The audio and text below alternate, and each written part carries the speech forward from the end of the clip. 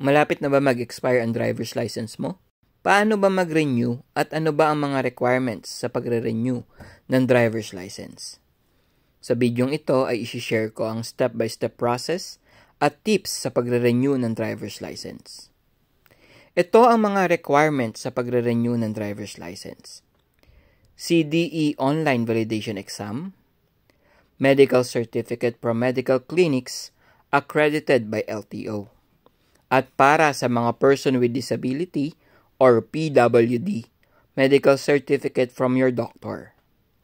Non-professional or professional driver's license. So step 1, mag-take tayo ng CDE Online Validation Exam. Pumunta po tayo sa LTMS portal at kailangan nating mag-register. After makapag-register ay pwede na tayo mag-take ng CDE Online Validation Exam. May choice po tayo kung Tagalog or English ang ating exam.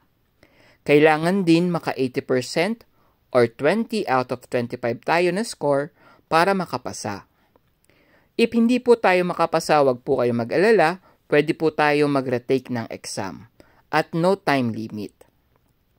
After po ng exam at nakapasa na tayo, ay importante pong ma-print natin ang result. Kailangan po kasi yan sa pagre-renew ng driver's license. After po ng exam, ay punta na po tayo sa step 2. Pumunta na po tayo sa mga medical clinics na accredited ng LTO. Para po sa mga person with disability or PWD, siguraduhin meron na tayong medical certificate from your doctor kasi hahanapin po sa atin yan ng mga doktor ng medical clinics. Ngayon po, mag-fill up na tayo ng form. After po natin mag-fill up, ay magbabayad na po tayo sa cashier. Ang halaga po na babayaran ay 600 pesos. Para naman po sa senior at PWD ay 429 pesos. Pagkatapos po natin magbayad, ay intayin po nating tawagin tayo ng doktor para check-upin. For PWD, make sure to present your medical certificate from your doctor. After ng check-up at okay na ang lahat, mag-i-issue na po sila ng medical certificate. After nun, punta na po tayo sa step 3. Pumunta na po tayo sa LTO Renewal Driver's License branches. Make sure po, kompleto na ang ating requirements para makaiwas sa mga pabalik-balik. Ito po ulit ang mga requirements na kailangan natin pag magre-renew tayo ng driver's license.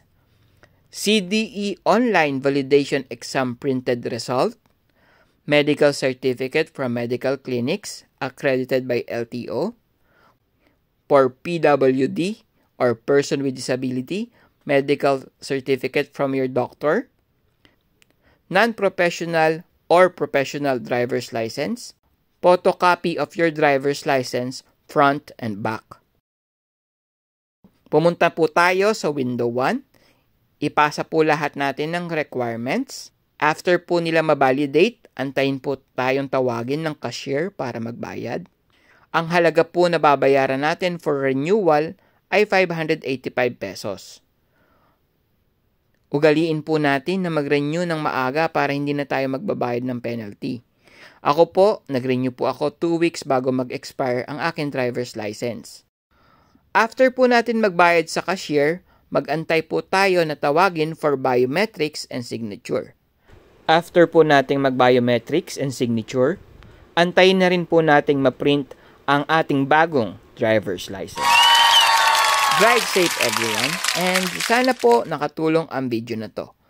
Thank you for watching and please don't forget to like and subscribe.